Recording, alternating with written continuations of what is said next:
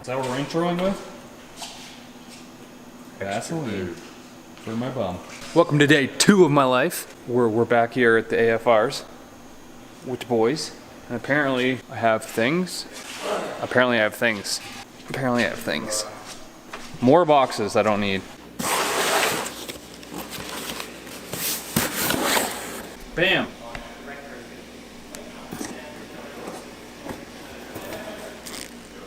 Ooh, shiny, nice. All right, so the first thing on the agenda today, we're gonna start by running our new fuel line up to the front of the rail instead. We have to order a fitting for the back of the rail so we can run a dash 6 down the back. But we're gonna fully get our fuel lines in. He's the hype man. Tom is the hype man around here.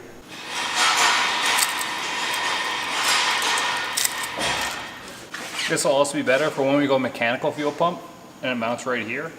The feed line will just come into this side. So it'll come off the pump and like into this rail and then it'll return out the back anyways.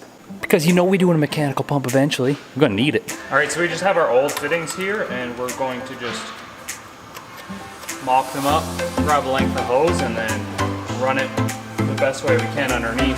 See how that works for us.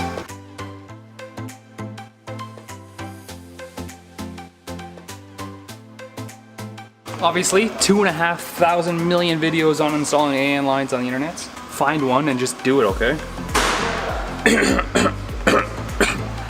Cock in my throat. And it's like, there's a thread inside of it, and it's like backwards thread, so you have to like loosen it to put it on. And then when you do this, it kind of sucks it in one way. It's kind of neat, actually, the way they design these. It's probably why they're so expensive. Mine are all mixed and matched, by the way. This one's like a Summit one, the other one's like a Performance World one. And they're all beat up, of course, because I'm not an aesthetic guy. Work the wrist, work the wrist. Work it, girl. Bam, all the way in. Now we gotta get some tape and mark like where our line is.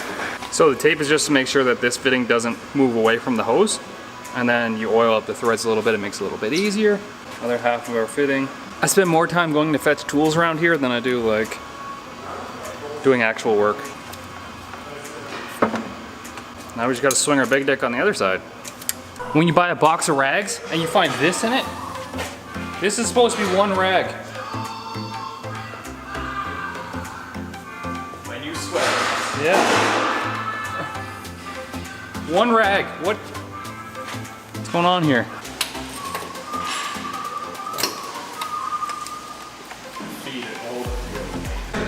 Yeah, our return.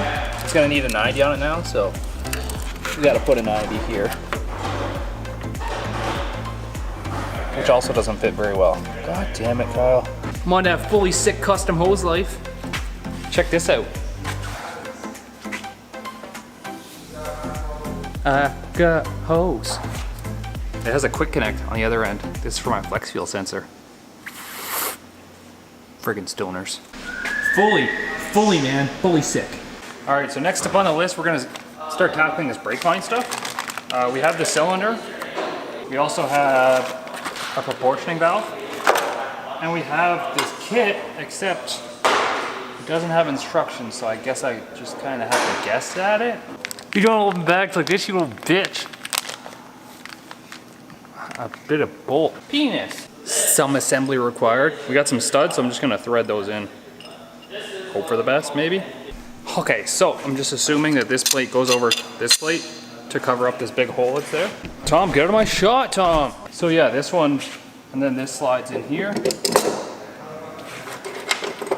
guess the other two studs go in here too. And then this. I'm okay with that. It's a pretty clean kit.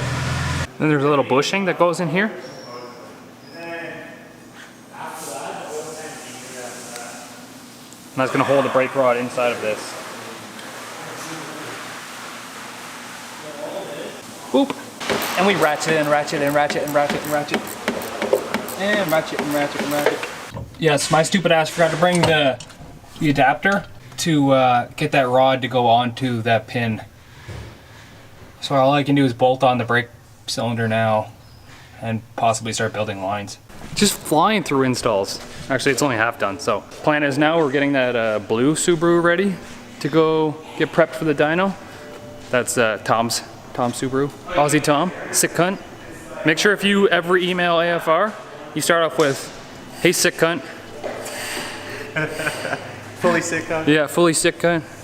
Cunt's not even a swear word in Canadian land now. I'm making it. It's officially not a swear word anymore.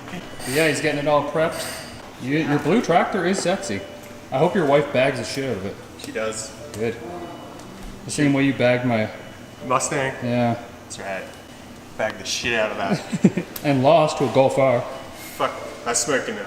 2 HKS blow-off valves? This must go really 222s. I like this blue color though. Oh, is that one of those cam angle sensors from? The trigger kit? Yeah. Yeah. Platinum Racing products. You guys are a dealer for them now, aren't you? Absolutely. Absolutely. You can't really see. It's down there in the midst, but the crank trigger is all set up on it too. So this is our brake proportioning valve. It's got an in and out. It's made by Willwood. And what this is going to allow is you to adjust the pressure going to the rear brakes. Because if you just throw a master cylinder in like we did, and you have like different sized front and rear brakes and all kinds of weird combos, you can't just like buy a master cylinder for it, I don't think. Or you probably can. I'm just really stupid. I'm going to install this anyways. But ideally you don't want your rear brakes to lock up before your front brakes, because then you're going to go into like a mad skid. And mad skids aren't sick like at the end of the quarter mile doing 150 mile an hour. Unless you have really big testicles, in which case you might want to do it. I don't recommend it, but the crowd might go wild. And you might get some penis out of it, because I don't think girls go to the track. No, girls definitely don't go to the track. Not single ones anyways. The rare single ones. Just don't take my advice. Okay, we have an issue here. The only thing with mounting this here now is because this master cylinder sits lower than my other one did, and now it makes this actually higher than the cylinder bore, and I don't think it's going to bleed properly if this is higher than that is. So we have to find a new position for this that's lower, possibly down on the frame somewhere. Like I was thinking right here somewhere, but then I have to drill a new hole, which is not a big deal. Well, that's neat.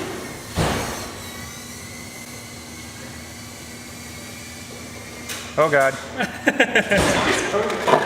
So whatever he's seeing on the screen, I'm seeing through these little goggle things. It's so neat, and it's so mini. So it's this little mini thing. I don't know if you guys ever watched like esports drone racing, but it's like this cool thing. It's actually amazingly cool. I apologize, there's no like lighting from here in this way, so it's kind of dark, but we're gonna mount this portioning valve right here next to it, and then this one down on the firewall as well. This thing makes like life easy, super easy. It's a center punch, but you just kind of like push on it and then it snaps and pops and makes holes.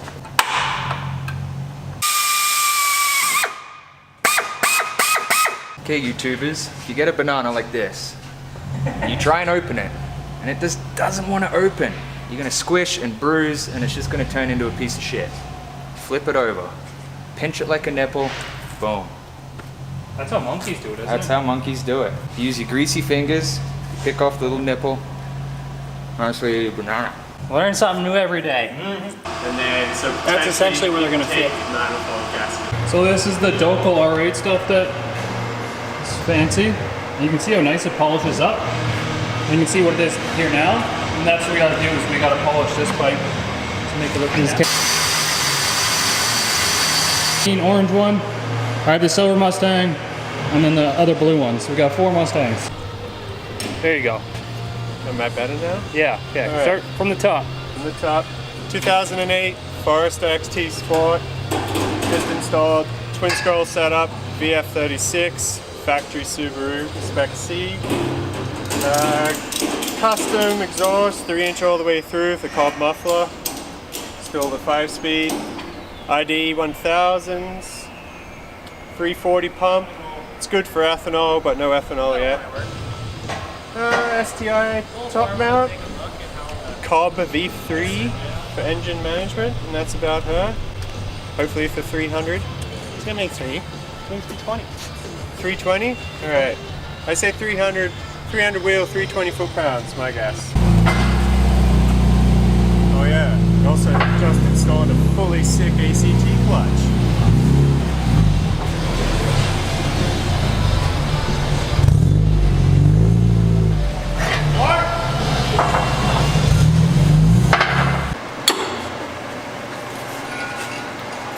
Right there in the radar.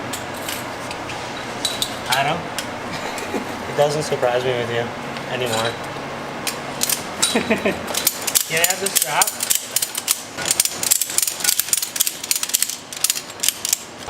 I got a GoPro up by your head, by the way. Oh, cool. Still learning the dyno. Pretty much, yeah. The first stages of dyno tuning is learning how your dyno works. I suppose. Well, it is brand new. First all-wheel drive vehicle on it. Yeah. This controls the dyno. Knock monitor, knock ears. This is a wideband that came with the dyno.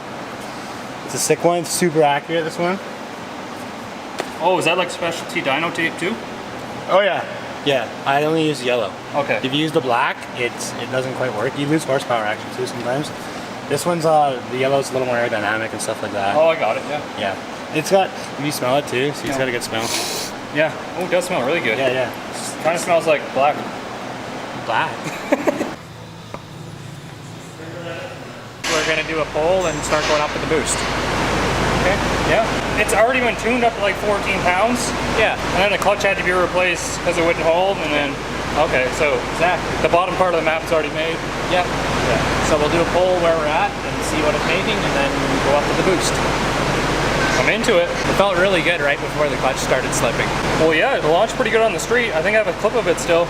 Oh yeah? Yeah.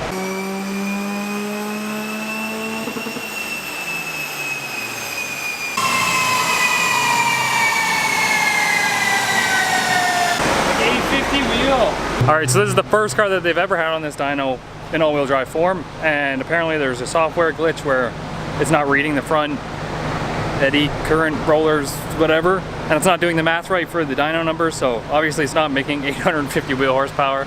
He's waiting on a call back to see how to set up the software for this particular dyno.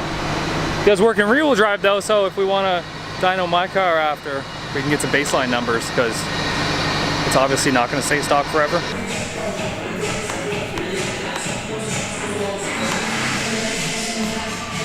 Boys got a dance party going on over here. Yeah? Every day! So I need to get some fittings for here before I can continue on with this thing. And then my back fitting comes in tomorrow, so I can finish up this fuel line tomorrow. Crank pulley, obviously not tight. I gotta build a new nitrous line because this one's like super long.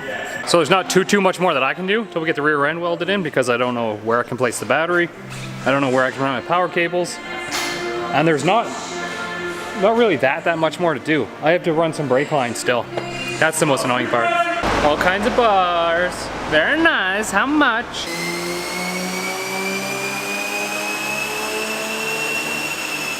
I said we're almost done. On this pull, we're gonna be right on the edge. Like the limit. The turbo's all in.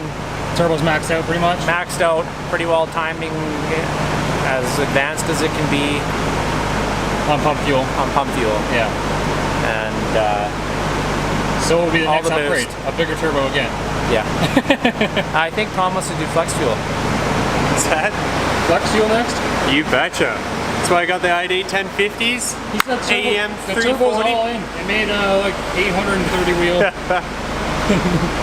Yeah, I was hoping for 1,000, but you know. Going for Oh, himself. Stuart just left too. We were just talking about how gay you are. Yeah, bitches. I rape men with their Mustangs. I guess we're baselining the Mustang? I guess we're gonna baseline too in the Mustang for the inevitable when I modify it? Okay.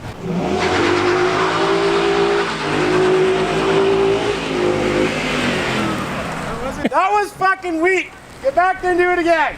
Go again. Yeah, I don't care. Good. Because that was pathetic. I was really expecting a lot more. Yeah, that was pretty much Yeah, this guy's supposed to be a drifter that owned Yeah. a Mustang before. Fuck. Just gonna send it.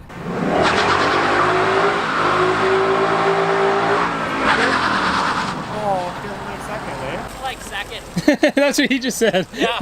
Caros? Look at all those bugs. Brembis? This thing's a wide bitch. It is, yeah. Yeah, I tried to get in my garage last time. Yeah? Right outside. I'm like, you're good. Little right. Little right. That's the Golf R that waxed us yesterday, unfortunately. It has a turbo upgrade, a bigger turbo.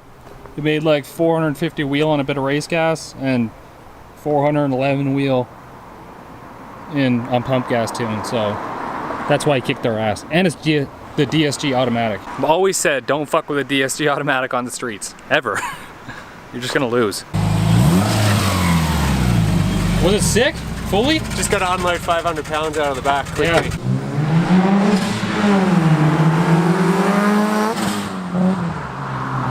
Did you just say you want a cock rocket? I do. I really do. Okay. I quite enjoy them. You enjoy cock I was gonna rockets. say, you haven't heard Devin talk. Opening line. I love dick in the ass or something. Yeah, I think I got them figured out. We're probably about the same. Now the dyno actually reads correctly when it's just in rear wheel drive. It's when you link the front and rears that it's having an issue calculating the inertia from the front to the back, and it gets all kinds of weird numbers. It's something to do with the newest software update for the dyno. So they're gonna get back to him tomorrow on it and help him get it figured out.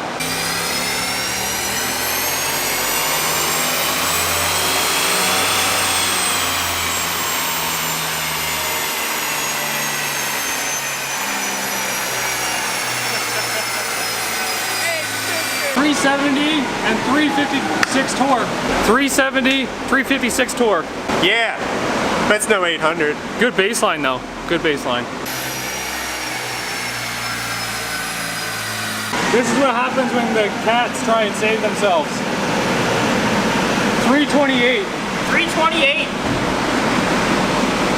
Cat over temp protection. I don't know if it's that much, unless it's really bad on me. Yeah, so on the next pass after that, it dropped like 50 something horsepower, likely due to a cat over temp protection system. When they get like heat soaked, they drop power to save your catalytic converters. So it's a bunch of gayness, yeah. Bunch of penis and anus. Now that's a real Mustang.